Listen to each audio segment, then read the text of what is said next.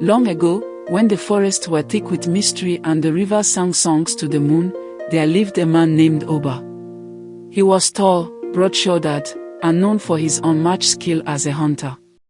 From sunrise to sunset, the echo of his bowstring filled the air, and the skins of animals decorated his compound like trophies. But Oba was not loved. He was feared. Where other hunters respected the sacred balance between man and nature, Oba took more than he needed. He killed mothers and left their young to starve. He set traps not for survival, but for sport. The villagers whispered that his heart had turned to stone, that he found joy not in feeding his family but in watching life suffer. Still, no one challenged him. His wealth grew as he sold furs, horns, and bones to distant traders. He laughed at the elders who told him, "Every tree has eyes, every river has ears, and every flame remembers the hand that lights it." To Oba, these were stories for children. Then came his worst cruelty. Oba began setting fires in the bush. At first, he burned small clearings, chasing out frightened antelopes to make them easy prey. But soon, he grew addicted to the sight of flames. He loved watching them leap high into the sky, devouring everything in their path. The cries of birds, the squeals of frightened creatures, the crack of branches collapsing into ash, this became his twisted music. When he returned to the village, he never admitted what he had done. Instead, he told tales of wildfires that had suddenly broken out. "The spirits are angry," he would say, shaking his head with false concern. "Only I survived."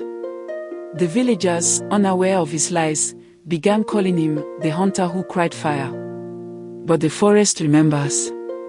One evening, when the sun bled red across the horizon, Oba ventured deeper than ever before. Near the river's edge, he struck flint and sparked a flame.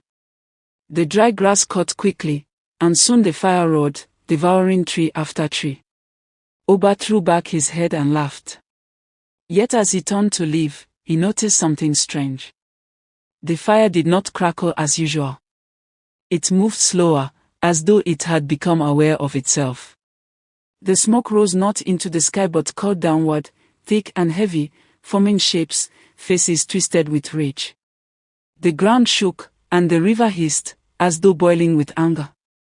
From the shadows, a deep voice echoed. "Hunter, you have mocked the fire. Tonight, the fire will mock you." Oba froze. His bow slipped from his hand. The flames around him grew taller, but instead of heat, he felt an icy chill crawl up his spine. Then, out of the blaze stepped figures, not men, not animals, but spirits. A lion with a mane of fire roared so loudly that the trees bent. An eagle of flame spread wings that blotted out the stars. Snakes of smoke slithered around his feet, their eyes glowing like embers. Behind them appeared smaller creatures, antelopes, hares, even insects he had crushed without care, all now returned in fiery form. Oba fell to his knees. "Forgive me. Spare me. I will never harm again." But the spirits only circled him, their voices blending into one. "The earth remembers. The fire keeps count. Balance must be restored." The lion lunged but stopped short, its burning breath searing Oba's skin without consuming him. The eagle swooped down, its wings fanning flames around his body, yet leaving him alive. The snakes coiled around his arms and legs, hissing words only he could hear.